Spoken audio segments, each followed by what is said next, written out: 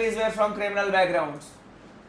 Nowadays it is being said that the things are improving, but when we see the list of the candidates of any political party, obviously we observe that many of the MPs, or we can say the candidates, are still having criminal backgrounds. It is not petty crime like staging dharna and pradarshan, it is not like that. Proper murder, kidnapping, yes, extortion, such type of things, organized crimes.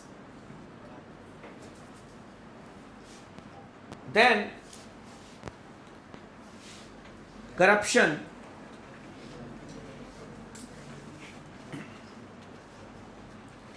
Corruption.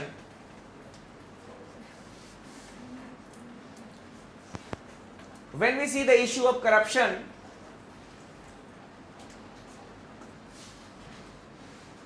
one is misuse or underutilization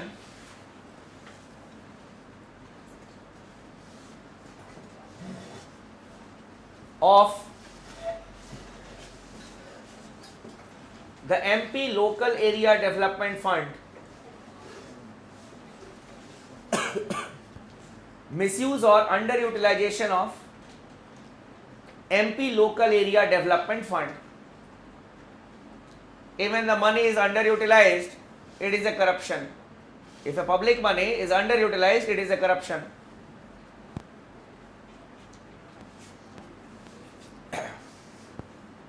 Then secondly, you can write that the MPs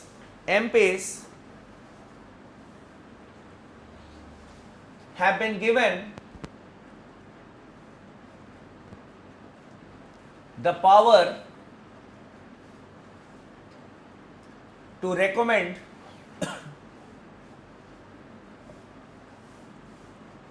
for petrol pumps,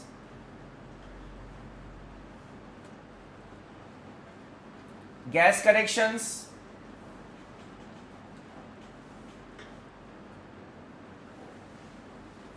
and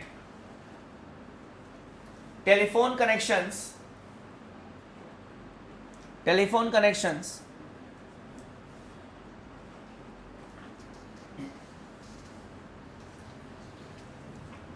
has been observed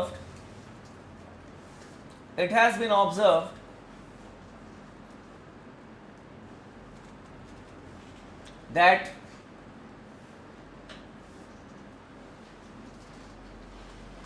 many a times the MPs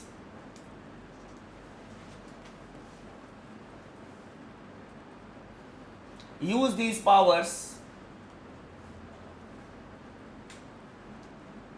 by taking money.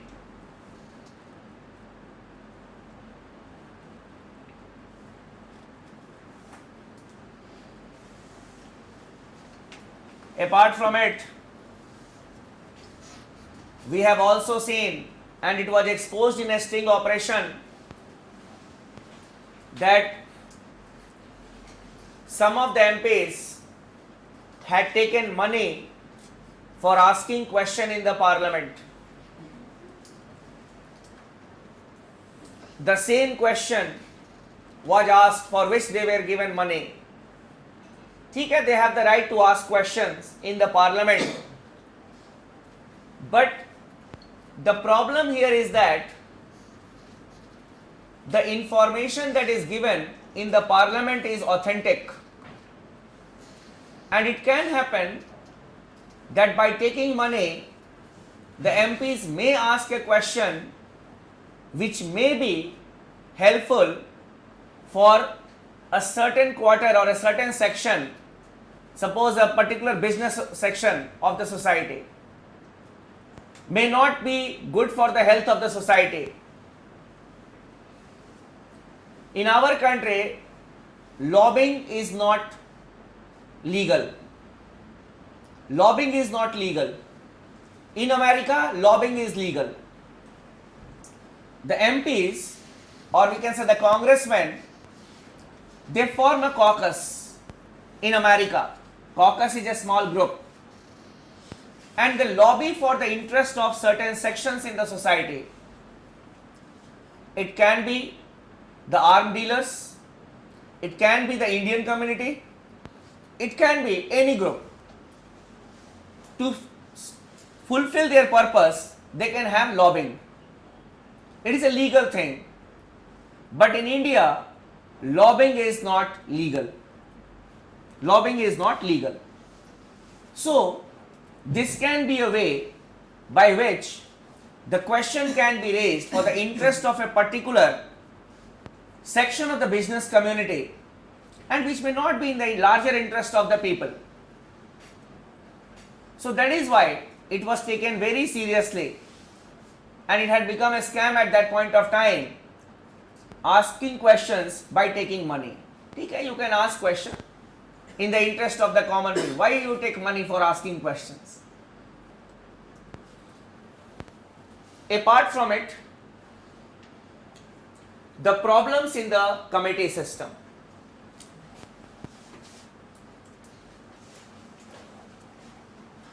The loopholes in the committee system.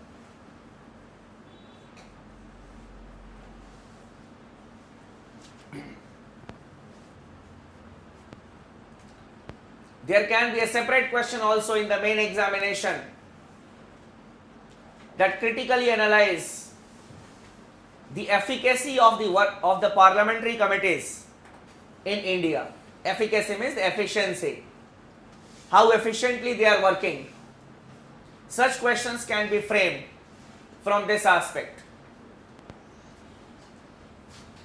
Now, when we talk about the committee system or the parliamentary committees that we had discussed, when we talk about the department related standing committees, there are some loopholes. You may write it.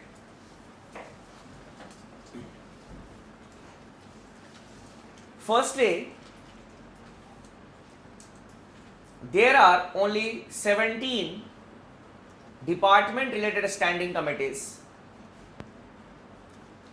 There are only 17 department related standing committees.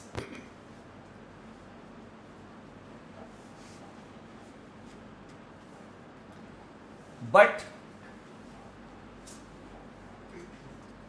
there are many ministries and departments of the government of India.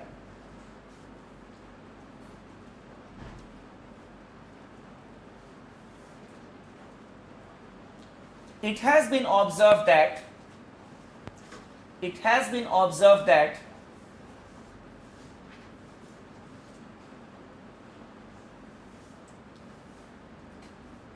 many department related standing committees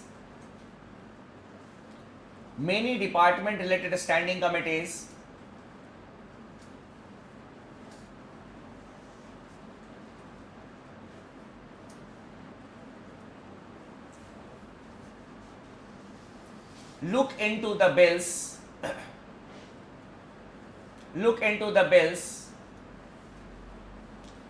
related to more than one or two ministries.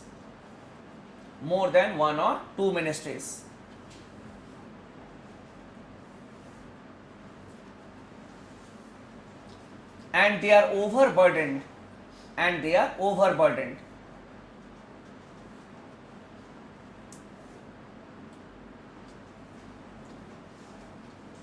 So we have got so many ministries, and some of the committees, they take care of the bills presented by we can say related to 3 or 4 or 5 ministries. So basically they are overburdened and they do not give justice to the bills on time. That is why many a times we have seen that the parliamentary committees take a long time to give their approval or give their recommendations on the bills which are sent to them. This is a loophole. Secondly, lack of professionalism lack of professionalism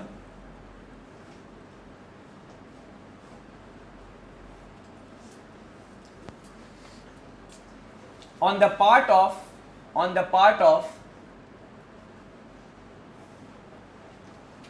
the MPs who are the members of such committees,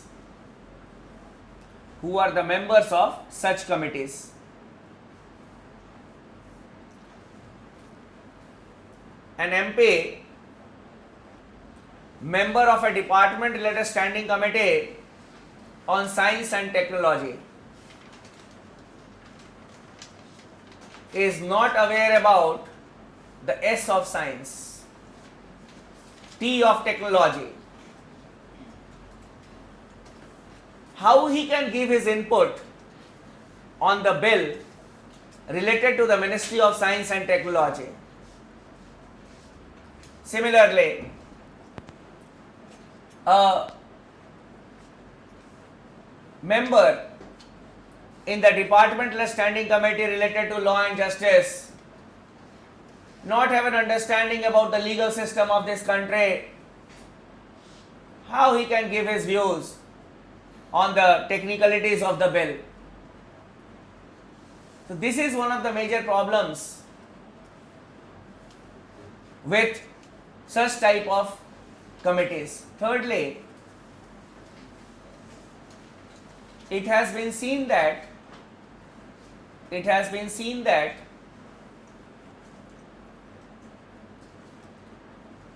all the bills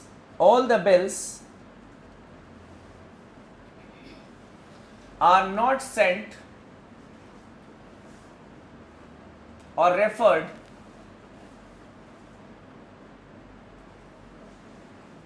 to such committees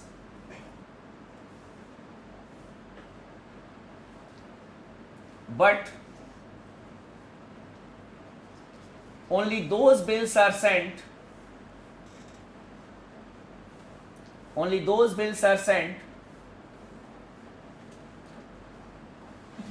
on which the government wants to buy time,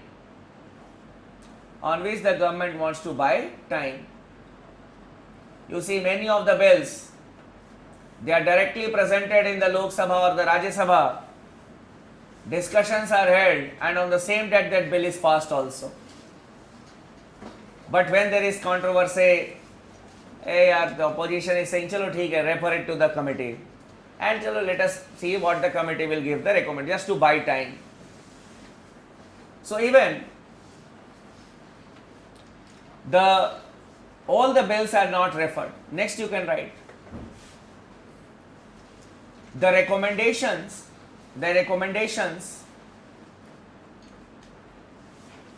of these committees are not binding on the government, on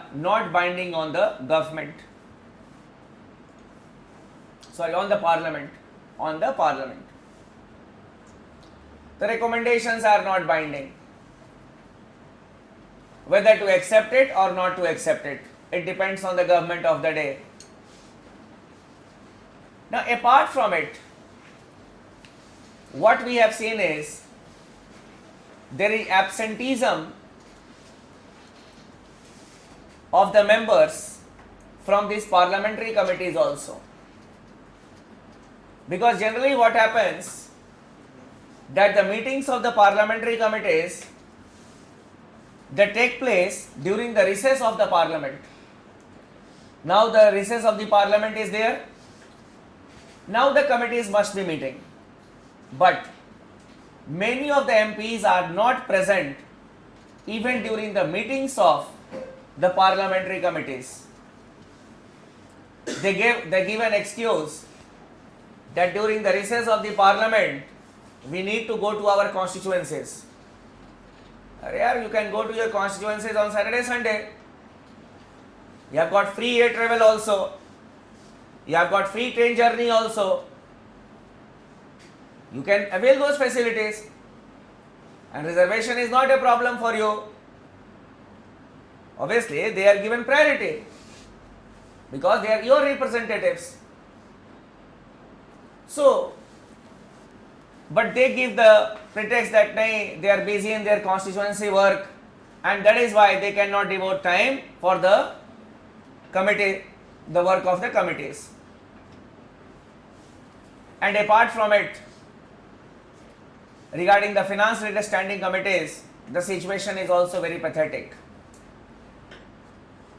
The Public Accounts Committee, no doubt, on pen and paper, the chairman is from the opposition political party, but who hears the chairman?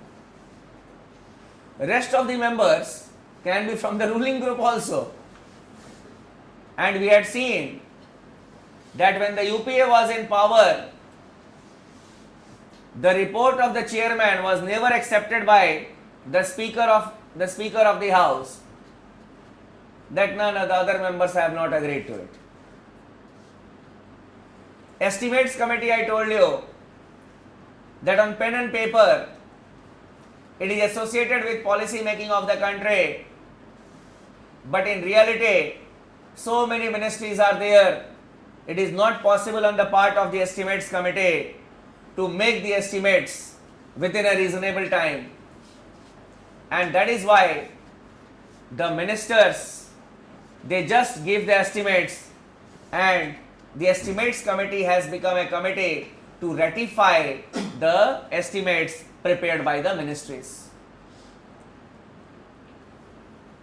This is the loophole in the committee system. Clear? This is the loophole in the committee system.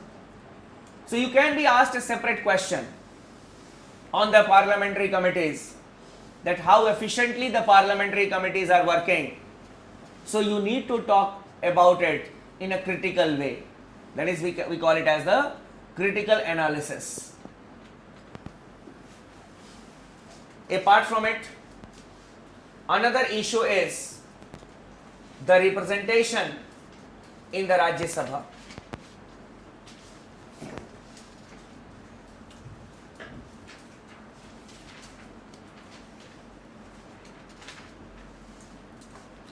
Representation of the states in the Rajya Sabha.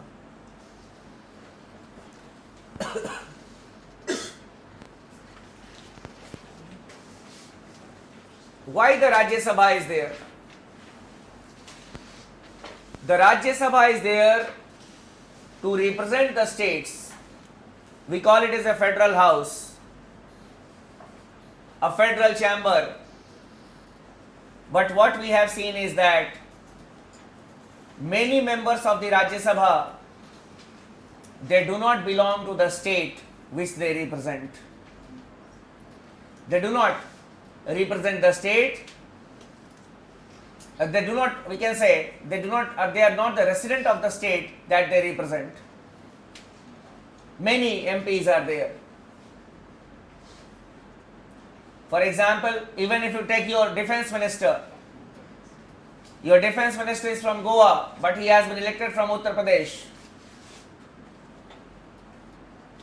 So basically, Rajya Sabha has not remained as a place where the state is represented, but it has become a place where those who have not been elected to the Lok Sabha, they can come through backdoor entry, they will have the backdoor entry, and then they can be appointed as the ministers. Dr. Manmohan Singh, he was the Prime Minister of this country, and obviously he was from the Rajya Sabha, and he got elected from Assam. Many ministers are there. Talk about your finance minister, talk about your HRD minister, all are from the Rajya Sabha. And many of them are not the residents of the state. Kuldeep Nayyar had filed a case in the Supreme Court 4-5 years earlier,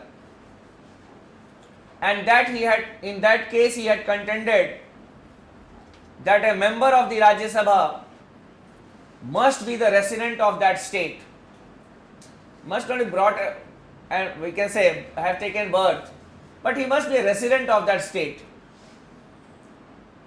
Then only he can represent the state in a better way.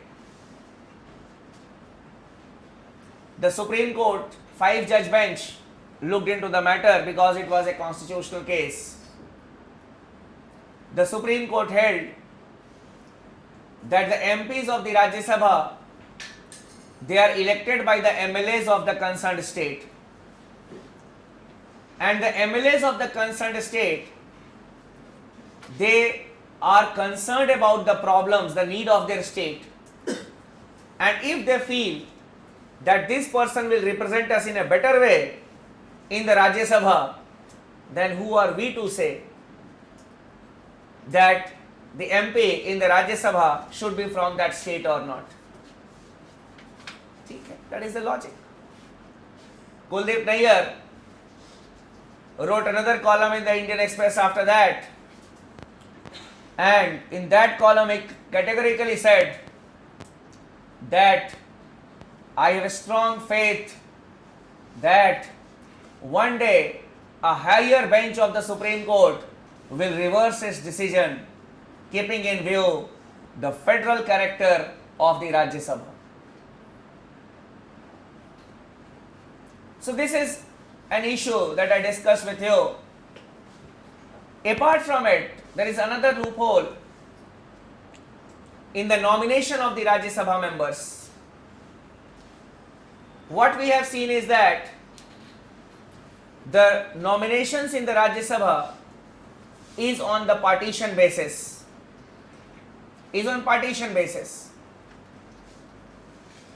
And many a times even the politicians are nominated in the Rajya Sabha on the ground that social service is a ground. What was the logic? Why Sachin Tendulkar was nominated in the Rajya Sabha? Just to divert the attention of the country from a problem that was going on. The UPA was having some problems regarding corruption or whatever it is. To divert the attention of the country, oh, Sachin Tendulkar in the Rajya Sabha, Rekha in the Rajya Sabha. Clear? Rekha in the Rajya Sabha. What Rekha will do there? So basically, the qualifications, the utility of that person, many a times, not all the times, many a times it has not been taken into consideration by the governments in power. And that is why they recommend the president to nominate certain members in the houses.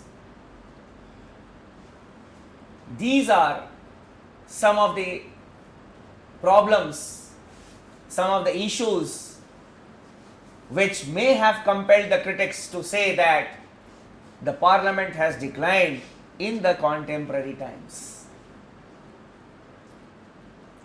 What are the reforms that are needed in the parliament? Some reforms I will tell you, some reforms and the problems you can come across. You can say, if you read in the newspaper, I had told you the way how to write it. You just staple it, write it in points and staple it where we are discussing this aspect. Then that answer will be your answer. Reforms needed in the parliament.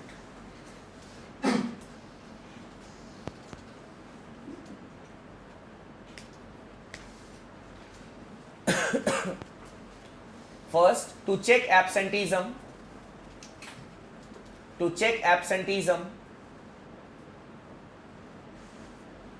among the members,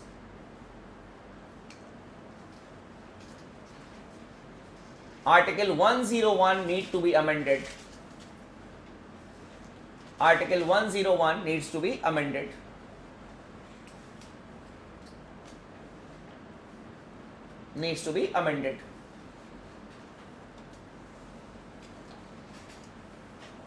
A person or an MP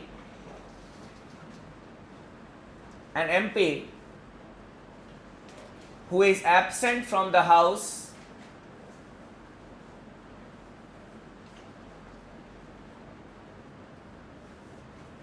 for more than 7 to 10 days,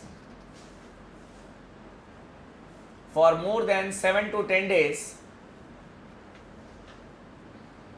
without any valid reasons, without any valid reasons,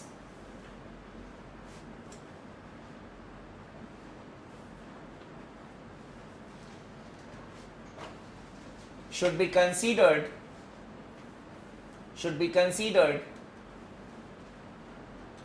as vacated his seat, considered as vacated his seat.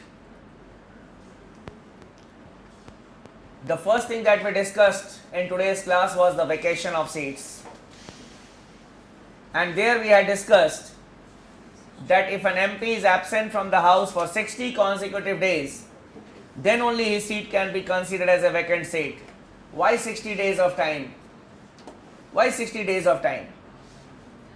It should be 7 to 10 days.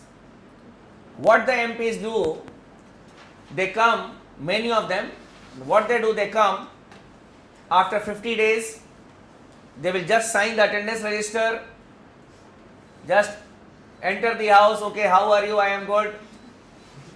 And after that, what they generally do, they leave and they can again come after, we can say, certain days, after, we can say, 40 days, 50 days.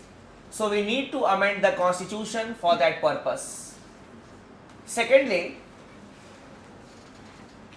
there should be streamlining of the parliamentary process. Streamlining of the parliamentary process.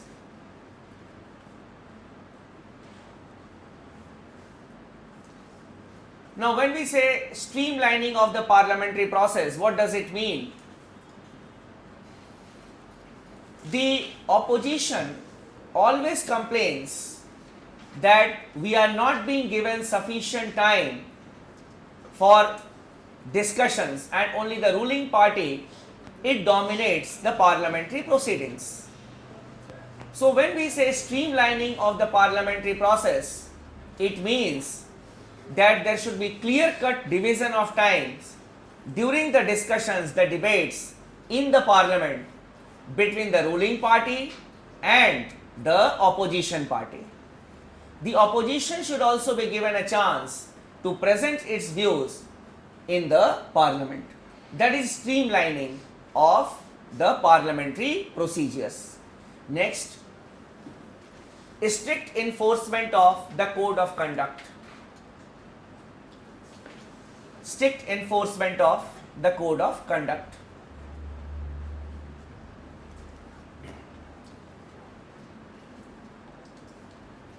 As we discussed at length, there is a lack of discipline amongst the members. Many a times we see unparliamentary languages being used by the members, unruly scenes in the parliament, the MPs coming to the well of the house and protesting in a, we can say, a manner which is not acceptable from the parliamentarians. So there should be strict enforcement of the code of conduct which is there. We have got the rule book for that purpose. What we have seen is that very rarely the presiding officers, they enforce the code of conduct, but it should be a serious thing. And what Meera Kumar, when she was the speaker, she was asked by the media persons that, ma'am, why not take disciplinary action against the members? She said that if we adhere to the rule books, then obviously there will be more ugly scenes and a wrong message will be sent outside. But it was an escapist attitude, because punishment many a times is a deterrent. It is a deterrent. You expel 5 or 6 members as the present speaker had done. It is a deterrent. A message should be sent that yes, if you will not behave in a parliamentary way, in a dignified way, then this is the rule that has been made by you people only, and I am there only to enforce that. Because when we talk about the rules and procedures of Lok Sabha, rules and procedures of Rajya Sabha,